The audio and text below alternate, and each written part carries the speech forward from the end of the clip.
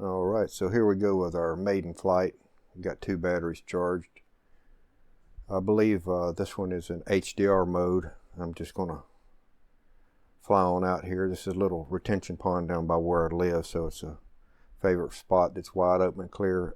Generally, I always will fly out over this lake here to the other side and back. Right now, I'm just taking it easy. And I'm guessing I'm about 45 foot up here. That's about 1,100 feet across over to the other side of this lake here. And right now, I've got the settings, the controller settings inside the application at their default. And right now, without any boost activated, I'm full forward on the stick. So this is the max speed that it's set up with the default settings in the application.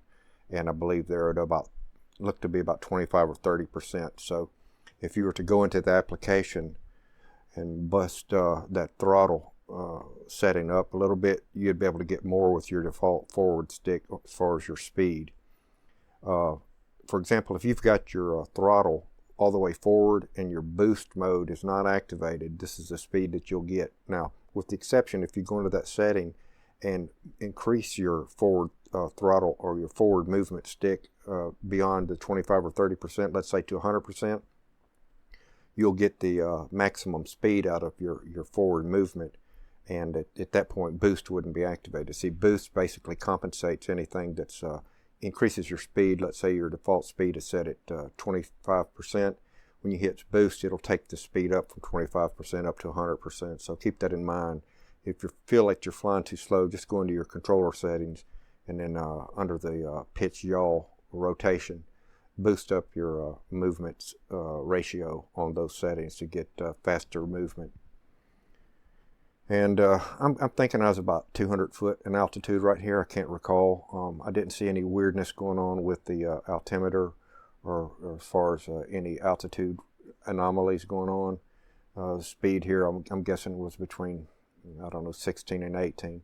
Now this is coming back from that same area. That this was with boost activated. My stick's fully forward and boost is activated. And so again, I didn't look down to see what my telemetry reading was as far as speed was, but this was maximum.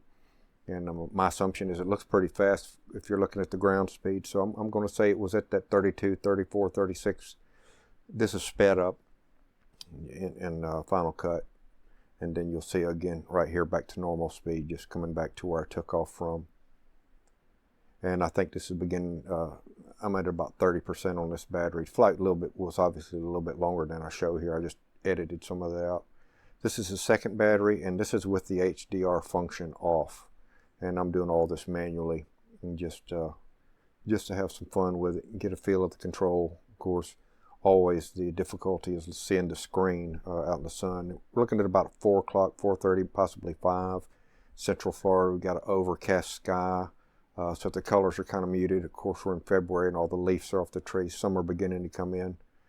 This is just another shot just adjacent to that area that I was flying, where I'd taken off from.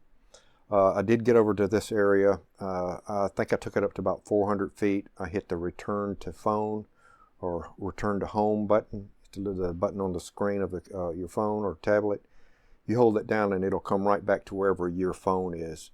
And you do have an option to cancel that also, so that's nice. If you look like maybe you'd not like to see it land where you're at, you can just cancel that out and then take manual control anytime you'd like. And this is again the boost mode activated.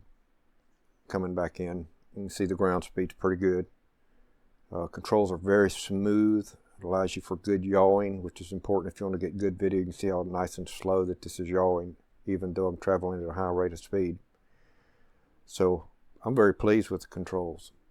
All the controls are very well implemented. Who cares if the controller's light and feels cheap? Doesn't seem to impact the performance whatsoever. First flight of the Skydio 2, very, very pleased.